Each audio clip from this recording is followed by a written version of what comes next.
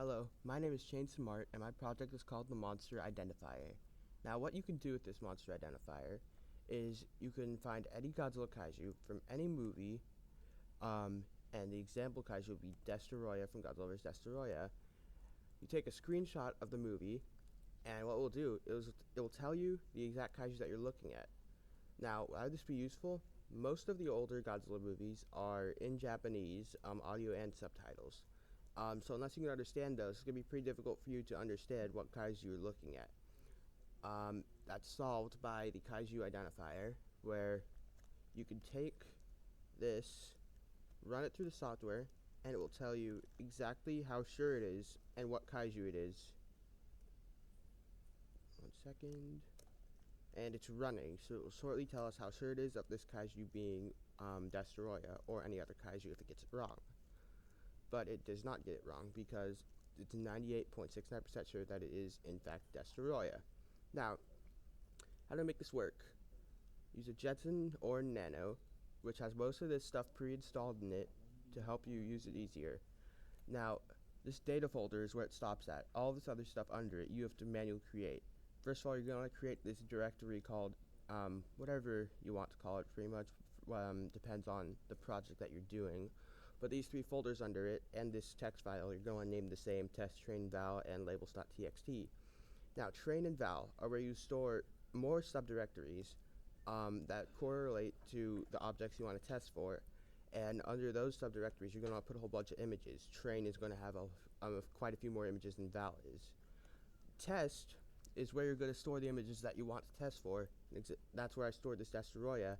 That's where I run it to see if it's that specific kaiju. That's the images that you're going to put in there. The labels.txt folder is the exact same as the subdirectories under train and val in alphabetical order. Make sure you get that part right. Now, there's a whole bunch of commands that you need to use to make this work. First of all, we're going to cd back to the original Jetson inference folder, like so.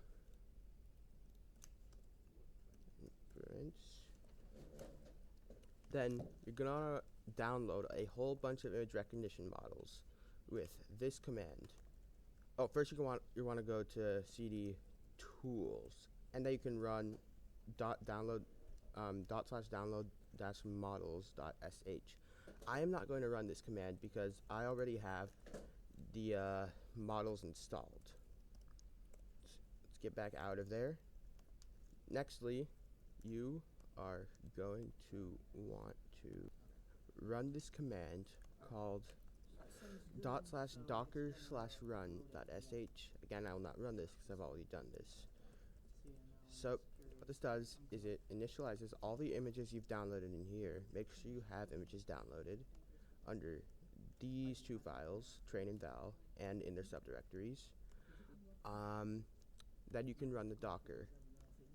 After you run the Docker, you're going to want to navigate to the classification folder, which is this path, and then you should be able to run a training script which will train your AI model with the images that you have.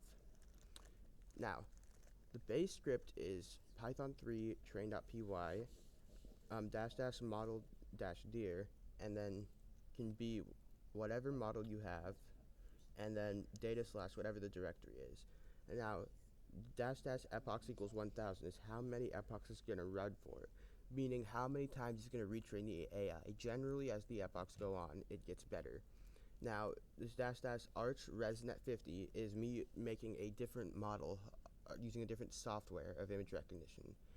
Now, it defaults to ResNet 18 unless you run this command. ResNet 18 is generally uses less memory.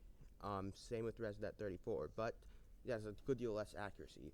ResNet 50 is the most reliable base form of the ResNet software, and then 101 and 152 are the high power, high memory, but very accurately demanding ones. Again, I will not be running this command, for I have already done so.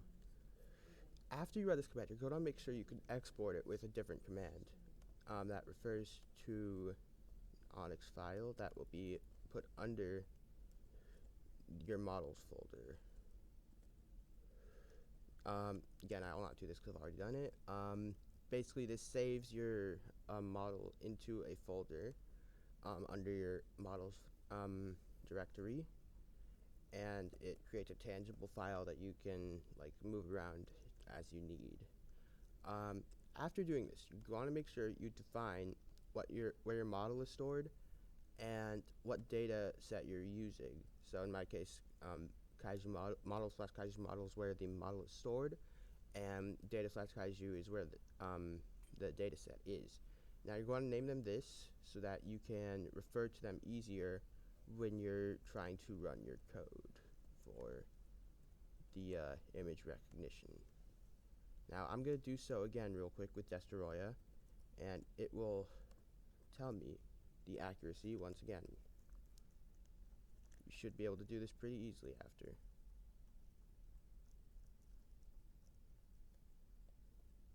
Yep. I didn't change anything, so it says the same number, but essentially those are the steps that you're going to take in order to make your AI model work.